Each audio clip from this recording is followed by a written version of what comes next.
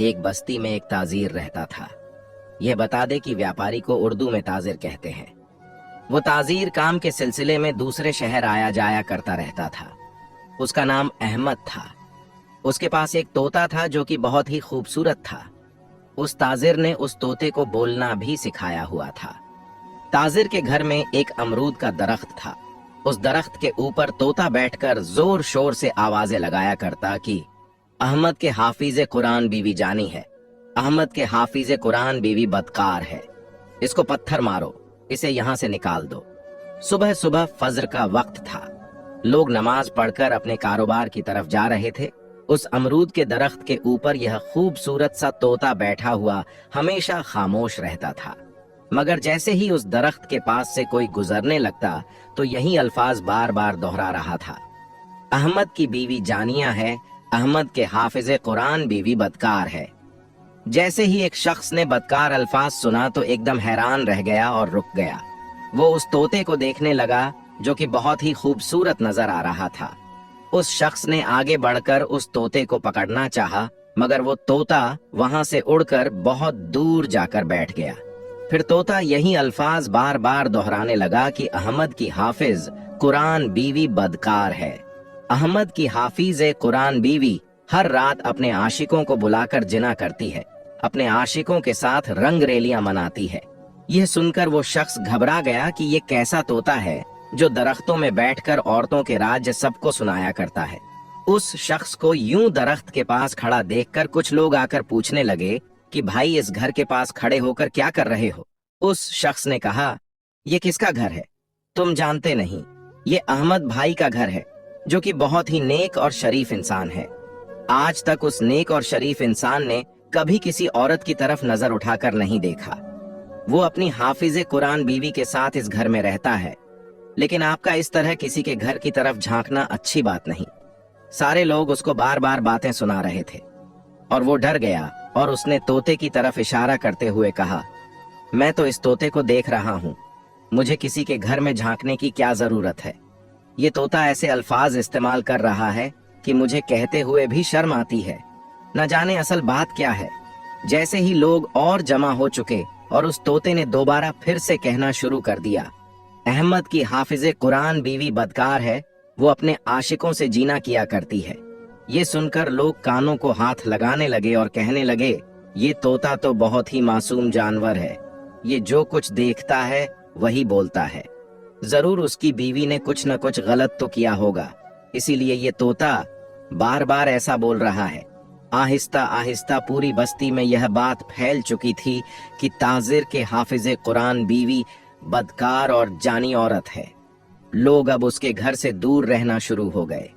तमाम मर्दों ने अपनी औरतों को उसके घर में जाने से मना कर दिया, क्योंकि अक्सर औरतें उसके पास दीन सीखने के लिए जाया करती थीं। अब बस्ती की कोई भी औरत उसके पास नहीं आया करती थी।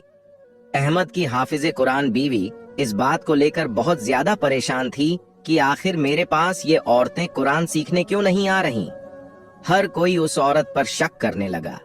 सुबह सुबह रोजाना वो तोता उस दरख्त पर बैठकर यही अल्फाज दोहराता रहता था और सारा दिन वो तोता कहाँ होता किसी को कोई खबर नहीं थी। अब सब लोग कहने लगे कि ये औरत बद किरदार है, ये औरत नापाक किरदार की है, इसलिए तो इसका शौहर इसको छोड़कर चला गया।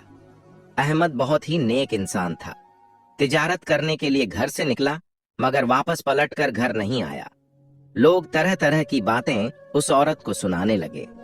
अक्सर लोग उसके घर की दीवार के पास खड़े हो जाया करते थे और बातें किया करते थे। 4 साल गुजर चुके थे। उसके बाद एक रोज एक काफिला बाजार में आया। वो काफिला आकर रुका तो उसमें अहमद भी था। 4 साल बाद वो अपने घर वापस लौट रहा था। लोगों ने उसको देखा तो देखते ही पहचान लिया और उससे मिलने लगे। कुछ लोगों ने तो उसको तंज करना शुरू कर दिया कि कहाँ रह गए थे, अपने घर की कुछ होश है या नहीं, तुम्हारे घर में तुम्हारे पीछे क्या हो रहा है। कुछ ख्याल तो कर लेते, अगर इतना लंबा अरसा के लिए जाना था अपनी बीवी को भी साथ ले जाते। अहमद को यूं भरे बाजार में अपनी बीवी का नाम लोगों के मुंह से सुनकर उसको गुस्सा आ रहा था, लेकिन फिर भी वो खामोश रहा। उसने अपनी बीवी के लिए बहुत कुछ खरीदा था, लेकिन जैसे ही अपने घर में दाखिल हुआ, जो कि अपनी बीवी के लिए लाया था, उसके हाथों से छूटकर जमीन पर गिर चुके थे। और जब उस तोते ने उसको देखा तो तब भी अपनी जबान से यही अल्फाज दोहरा रहा था। सारी हकीकत खुलकर सामने आ चुकी थी। उसका शौहर बहुत ही ज्यादा नेक और शरीफ इंसान था। वो एक नेक शौहर था। जब उसने तोते के मुंह से अपनी बीवी की हकीकत सुनी, उससे बर्दाश्त न हुआ। वो कहने लगा कि अब इसका फैसला तो मस्जिद के मौलवी साहब ही कर सकते हैं। तुमने मेरे साथ अच्छा नहीं किया। मैंने तुम पर बहुत एतबार किया था। मैं समझता था कि मेरी बीवी बहुत ही नेक और हाफिज कुरान है। मैं सोचता था मेरी बीवी अमानत में खयानत नहीं करेगी, लेकिन तुमने बता दिया कि तुम भरोसे के काबिल नहीं हो। अहमद चिल्लाते हुए घर से निकल चुका था। उसके शोर की आवाजें पूरा मोहल्ला सुन रहा था। उस बस्ती में एक बहुत ही नेक मौलवी साहब रहते थे जो अल्लाह के नेक बंदे थे। जब भी किसी कोई परेशानी होती, बस्ती के लोग मौलवी साहब के पास आते और अपनी सारी परेशानियां उन्हीं को बताते थे। मौलवी उस मसले का हल बड़े ही अच्छे तरीके से निकाल दिया करते थे और लोग खुशी खुशी अपने घर में वापस आ जाया करते थे। उनकी सारी परेशानियां खत्म हो जाती थीं। अहमद फौरन ही मौलवी साहब के घर चला गया। अहमद बहुत ज्यादा परेशान था। उसके साथ वो तोता भी मौजूद था। वहां मौलवी साहब के पास 2-3 लोग बैठे हुए थे। उस तोते को देखकर कहने लगे कि ये कैसा बदतमीज तोता है कि मालकिन के बारे में अजीब सी बातें करता है। मौलवी साहब उन लोगों की बातें सुनकर गले को निखारने लगे। उनको अपनी तरफ तवज्जो कर रहे थे। जैसे ही सब लोगों ने मौलाना की जानिब देखा तो वो अल्लाह के वली लोगों को कहने लगे, कोई हक नहीं पहचानता। तुम किसी की इज्जत पर यूं पीठ पीछे हमले क्यों कर रहे हो? अल्लाह की जात हर इंसान का पता रखती है। ये बातें करने से पहले जहन में रखना कि तोहमत इंतहाई बुरा काम समझा जाता है। अगर तुम किसी पर तोहमत लगाओगे तो याद रखना खुदा तुम्हें कभी भी माफ नहीं करेगा। वो लोग घबरा गए और सर झुकाकर हाथ जोड़कर कहने लगे कि मौलाना साहब गुस्ताखी माफ कीजिएगा, लेकिन हमने जो कुछ सुना बस वही कह रहे हैं। फिर आखिर माजरा क्या है? मौलाना साहब बहुत गुस्से में दिखाई दे रहे थे। कहने लगे कि तुम एक अफवाह सुनकर 2 कानों को बताते हो। वो 2 कान आगे बताते हैं और फिर वो 2 लोग आगे 4 लोगों को बताते हैं और इसी तरह गुनाह फैल जाता है और इसी तरह इंसान गुनाहों की दलदल में चला जाता है। मगर वो तोता मौलाना साहब को देखकर फौरन अपने सर को हिलाने लगा। अपने सर को अकड़ाकर झुकाकर कहने लगा, मौलाना साहब, मेरा सलाम अपनी बारगाह में कबूल फरमाइए। मुझे बहुत खुशी हुई आपसे मिलकर। वो तोता बार बार ये अल्फाज दोहरा रहा था। मौलाना साहब ने एक पल तोते को देखा तो हैरान हो चुके थे। उनके चेहरे पर एक मुस्कुराहट सी छा गई।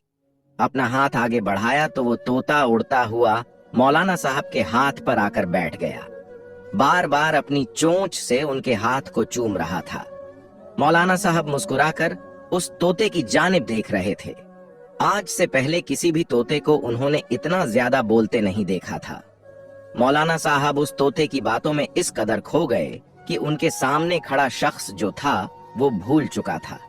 एकदम उनकी नजर सामने खड़े शख्स पर उठी तो फरमाने लगे, बताओ किस लिए आए हो? तुम्हारा ये तोता बहुत खूबसूरत है। अगर मैं तुमसे ये तोता खरीदना चाहूं तो मुझसे कितनी कीमत लोगे? वो शख्स शायद उनके पास अपना मसला लेकर उनकी खिदमत में आया था। जब उसने तोते की खरीदारी की बात सुनी तो अगले ही पल गहरी सांस खारिज कर सर झुकाकर कहने लगा, अल्लाह के वली, ऐसे कई तोते आप पर कुर्बान। ये मेरा पाला हुआ तोता है। इसे हमेशा अपने साथ रखता हूँ, अपने साए की तरह रखता हूँ। मैं हर बात इसे बताता हूँ, लेकिन जिस मसले को लेकर आपके पास आया हूँ बस यही दुआ है कि वो मसला आप तक पहुंचा सकूं। जो मंजर मैंने देखा उसको देखकर ये बात मेरी गैरत पर आती थी। मैं अपना दिल भरता हुआ महसूस कर रहा हूँ।